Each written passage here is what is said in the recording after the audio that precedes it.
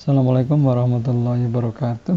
Mari kita mulai diskusi kita di topik hari ini dengan berdoa dulu. Bismillahirrahmanirrahim. Raditu billahi rabban wa bil islami dina wa bi Muhammadin nabiyyan wa rasula. Rabbi zidni ilma warzuqni fahma waj'alni min ibadikas shalihin. Amin ya rabbal alamin. Di topik diskusi kita hari ini adalah tentang seputar membuat judul atau mencari judul atau yang kaitannya dengan judul.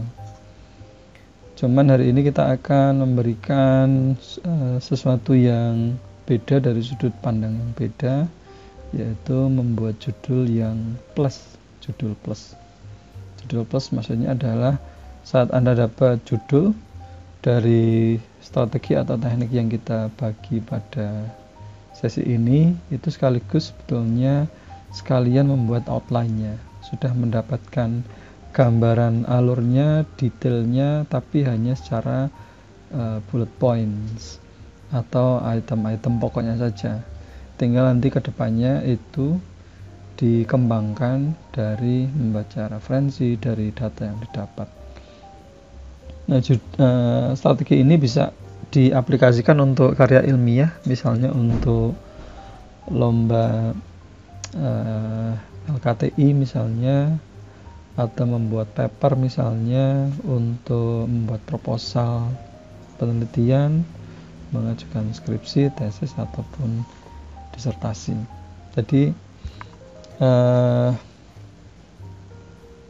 jangan hanya orientasi kepada judul saja tanpa bisa membuat outline-nya di awal. Kenapa? Karena beberapa pengalaman itu mereka mendapatkan judul, tapi kemudian saat konsultasi itu kita tanya detailnya, itu mereka tidak bisa menjawab.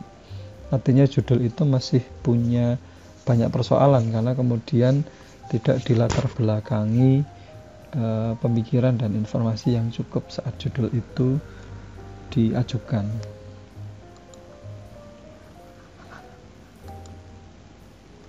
Jadi di sesi kita hari ini itu kita nggak nyari judul, karena judul itu jangan dicari karena dia tidak pernah pergi atau lari. Kemudian judul juga jangan ditanya di mana, karena dia ada di depan mata sebetulnya judul itu. Kemudian judul yang tidak nampak itu bukan berarti dia tidak ada. Nah, persoalannya hanya ini, kita tidak tahu cara melihatnya. Jadi judul itu banyak sebetulnya di depan mata kita, right in front of our very eyes, tapi kita tidak melihatnya karena nggak tahu caranya. Ini sama halnya saat kita ditanya, tahukah kamu cara menembus tembok? Yang nggak tahu ya temboknya dipasang jendela atau pintu, itu kita bisa nembus. Oke. Di sesi ini kita coba summarize tentang 10 langkah untuk mendapatkan judul yang plus. Plusnya adalah plus outline sebetulnya, plus detailsnya. Dan judul itu kalau di bahasan kali ini tidak dicari, tapi kemudian sebagai hasil akhir dari apa yang kemudian kita diskusikan. Langkah yang pertama adalah saya biasanya minta peserta diskusi itu untuk menentukan populasi yang mereka punya dalam arti bisa mengakses atau mampu untuk melakukan komunikasi dengan populasi itu. Populasi itu banyak tentunya, bisa sekolah, bisa kampus, bisa buku, bisa film, bisa novel, bisa kelas, perkumpulan, kemudian mungkin yang aktif di media sosial itu juga punya akun-akun di sana, itu juga bisa dijadikan populasi. Jadi populasi tidak hanya terbatas pada manusia saja, tapi bisa juga yang non manusia. Misalnya untuk research yang dia berbasis literatur itu kan populasinya ya buku. Yang dia berbasis film ya berarti populasinya adalah film. Kemudian yang kedua itu dari 10 masing-masing populasi itu silahkan tentukan apakah ada kelebihan atau kekurangan dari populasi tersebut. Jadi silahkan pilih. Bisa dua-duanya disebutkan atau salah satunya. Misalnya sekolah itu bagus, berarti ya kita bisa menyebutkan kelebihannya sebetulnya. Atau sekolahnya bagus tapi masih punya PR 1-2, itu bisa juga kita menyebutkan kekurangannya. Jadi tinggal dipilih saja dari masing-masing populasi itu ingin disebutkan kelebihan atau kekurangannya, atau mau disebutkan kelebihan dan kekurangannya. Yang paling gampang sih kita pilih salah satu. Kemudian yang kedua, yang nomor 3 adalah nomor 2 ini kenapa penting untuk menyebutkan kelebihan atau kekurangan? Karena kemudian kelebihan atau kekurangan ini menjadi alasan kenapa penelitian ini penting, dan biasanya akan ditulis di bab 1, atau kalau di bab 1 di pendahuluan, atau kalau di proposal biar di bab latar belakang. Itu di sana ditulis mengenai kelebihan atau kekurangan dari populasi tersebut. Gunanya apa itu ditulis di situ? Termasuk nanti untuk menjawab pertanyaan kalau ujian skripsi misalnya, atau ujian-ujian itu tanya apa sih latar belakang mengangkat judul ini. Ya tentunya dari kelebihan atau kekurangan dari populasi yang kita buat. Terus yang nomor 3, dari kelebihan atau kekurangan yang kita pilih itu kemudian kita turunkan menjadi 2 pertanyaan penelitian. Nah, kenapa 2? Karena 1 nggak mungkin. Kalau 3 untuk skala yang karya tulis atau skripsi itu 2 itu udah cukup berat. Untuk 2 atau lebih dari 2 biasanya untuk kelas tesis atau disertasi itu lebih dari 2. Kalau untuk skripsi cukup 2. Kemudian yang keempat, tentukan jenis penelitian yang diinginkan. Kira-kira penelitiannya mau apa? Mau kualitatif atau mau kuantitatif? Di masa pandemi itu kalau saya lebih menyarankan ke kualitatif. Karena apa? Karena pengumpulan datanya lebih gampang daripada kuantitatif yang harus terjun ke lapangan. Tapi juga tidak menutup kemungkinan bahwa yang kuantitatif itu juga tetap bisa dikerjakan di saat-saat pandemi dengan segala keterbatasan mengambil data online, itu juga tetap bisa kuantitatif. Tapi kalau saya lebih menyarankan yang kualitatif karena pengambilan datanya lebih gampang. Wawancara misalnya bisa dilakukan via online dengan telepon gitu ya, tanpa harus ketemu. Kemudian yang kelima itu sebutkan subjek dari populasi tersebut. Nah, kira-kira penelitiannya itu siapa subjeknya? Apakah gurunya? Apakah siswanya? Kemudian ataukah komen-komen di akun sosial media? Ataukah pengembangan model kalau R&D ya misalnya, apakah pengembangan model media dan sebagainya. Jadi silahkan tentukan subjek dari populasi tersebut. Kalau ini nanti agak bingung, nanti kita akan coba berikan contohnya yang berproses kemarin. Nah, yang keenam adalah tentukan cara mendapatkan data, apakah menggunakan kuesioner, interview, observasi, dokumentasi, atau 4-4-nya mau dipakai. Ya. Kemudian tentukan nomor 7, tentukan bagaimana validitas data tersebut. Jadi validitas misalnya menggunakan kuesioner dan interview, berarti validitas datanya adalah cross check informasinya itu adalah dari data hasil kuesioner dan interview. Itu validitasnya. Kalau misalnya hanya interview saja, ya validitas datanya ya dari ini, cross check informasi dari peserta interview tersebut. Itu cara validitas yang untuk menjawab tentukan bagaimana validitas data tersebut. Kemudian tentukan minimal 2 variabel yang akan diteliti. Jadi apa sih yang ingin Anda teliti? Nah, untuk menentukan 2 variabel itu bisa dilihat di pertanyaan interview, karena di sana biasanya paling tidak ada 2 variabel, biasanya minimal ada 2. Misalnya mengenai pengaruh kebiasaan belajar dengan tingkat prestasi, berarti variabelnya adalah kebiasaan, habit dengan prestasi. Kalau masih bingung, bisa dilihat disinkronkan dengan 2 pertanyaan yang ada di research questions yang tadi ada di nomor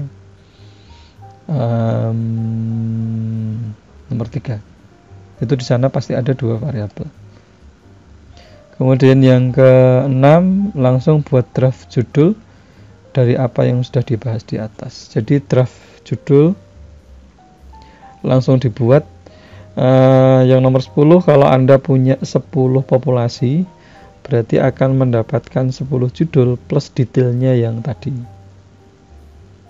Nah, tinggal nanti silahkan dipilih yang paling disukai atau yang paling cocok untuk diajukan. Nah, apa yang kita kerjakan 10 langkah ini adalah brainstorming sebetulnya, yang akhirnya kita mendapatkan judul, tapi juga dari brainstorming itu kita sekaligus menjawab detailnya. Dan harapannya dari apa yang kita kerjakan hari ini, itu setelah dapat judul itu bisa kemudian langsung mengembangkan proposal. Dan menurut saya kalau poin-poin ini kita bisa penuhi, kita bisa jawab, sebetulnya kita sudah selesai sampai bab 5. Skripsinya atau karya tulisnya sebetulnya sudah selesai, cuman tinggal mengembangkan dengan detailnya. Nah, itu yang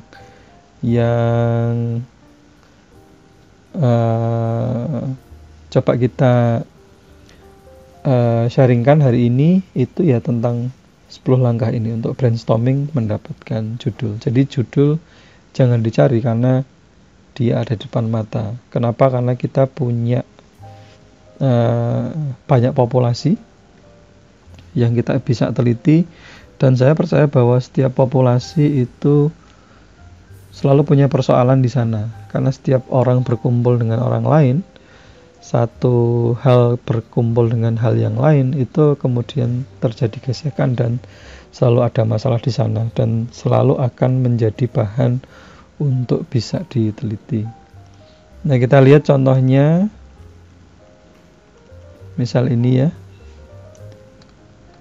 Ini kebetulan hanya mencantumkan populasi saja, tidak bisa memberikan details. Jadi pada awalnya memang beberapa kita minta untuk nulis populasi itu kesulitan, tapi saat kemudian kita berikan sementara waktu untuk merenung, menulis, itu ternyata banyak gitu populasi yang mereka bisa akses atau bisa berkomunikasi. Terus ini juga sama, tidak lengkap, jadi baru hanya bisa memunculkan populasinya. Kita coba yang lain. Nah, ini kebetulan sudah bisa memberikan brainstorming yang selengkap ini. Setiap nomor ini sudah menampilkan populasi, tapi kebetulan hanya 4 saja, tidak dilanjutkan sampai 10. Misalnya kita lihat di sini. Kita lihat di sini.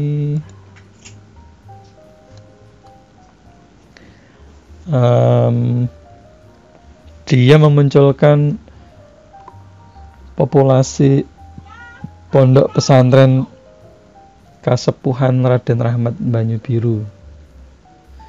Dan tadi kalau kita lihat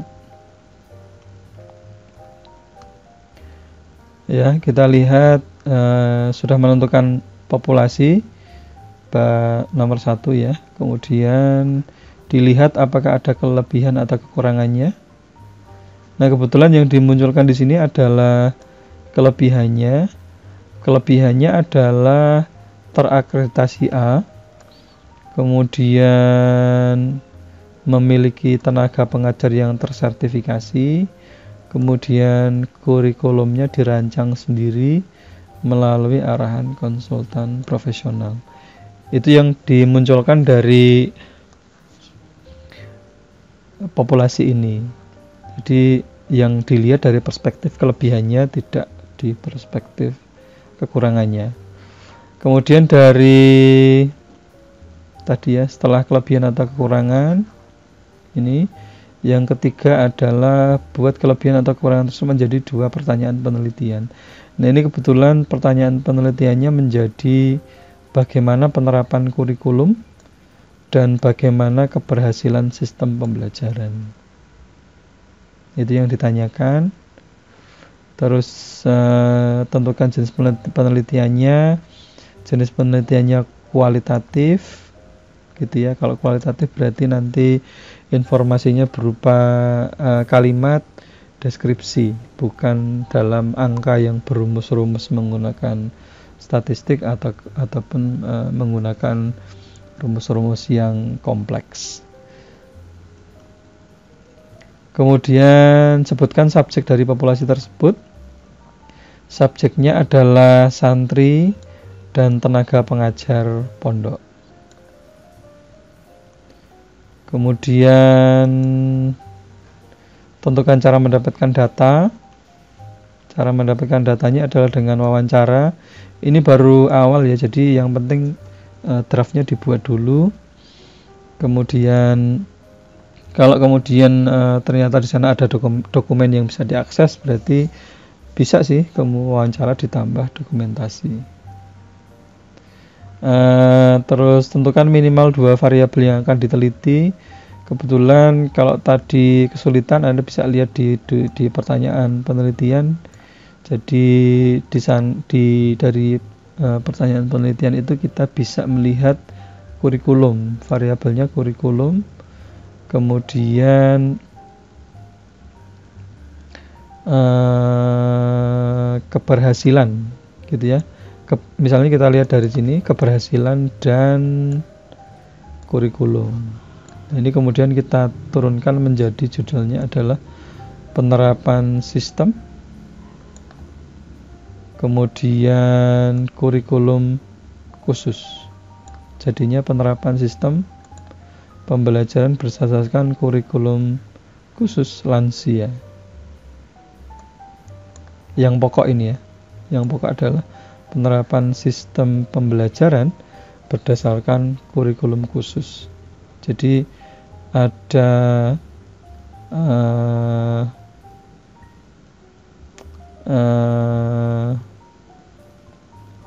variabelnya adalah di sistem pembelajaran dan kurikulum khusus. Ini dengan cara seperti ini kita sudah bisa menulis di introduction menggunakan kelebihan ini. Nah, ini tinggal dikembangkan. Terus research question ini sudah di sini. Ini untuk bab 3 kualitatif subjek wawancara, ini untuk bab 3, tinggal selebihnya mengambil data untuk bab 4 dan kita anggap selesai. Jadi seperti kita bilang di awal, kita jangan nyari judul, karena kalau nyari judul itu belum tentu kemudian kita bisa menggarap detailsnya. Tapi lebih enak kemudian mengerjakan dengan model brainstorming, detailnya kita dapat, kemudian judulnya itu dapat. Karena judul kalau konsep menulis itu kan dia prosesnya repetitif, naik turun. Dari proses ini harapannya judulnya nanti bisa lengkap, mungkin masih harus diperbaiki tapi detailsnya itu kita sudah dapat. Nah ini yang lain juga sama, dikerjakan model seperti itu. Kelebihan, pertanyaan, jenis penelitian, subjek, pengumpulan data, judul. Jadi misal ini punya 4, itu tinggal dipilih saja apakah mana yang paling cocok atau mana yang paling disukai. Artinya kalau satu judul ditolak masih punya stok judul 2, judul 2 ditolak masih punya stok judul 3, yang 3 ditolak masih punya stok judul yang keempat. Dan tidak hanya judul tapi kita sudah tahu detailsnya apa yang harus dikerjakan untuk menyelesaikan dari proposal bab 1 sampai bab 5. Oke. Itu contoh aplikasi 10 langkah untuk mendapatkan judul plus brainstorming plus detailsnya dari memilih populasi, menentukan kelebihan kekurangan, membuat pertanyaan penelitian, jenis penelitian, subjek, populasi, cara mendapatkan data, validitas, variabel, draft judul, dan juga memilih judul yang paling cocok untuk diajukan. Itu yang bisa kita sharingkan pada sesi kali ini. Kalau ada yang kurang bisa ditanyakan di kolom komentar. Terima kasih. Kita tutup dengan berdoa. Bismillahirrahmanirrahim. Subhanakallah wa bihamdika asyhadu an la ilaha illa anta astaghfiruka wa atubu ilaik. Wassalamualaikum warahmatullahi wabarakatuh.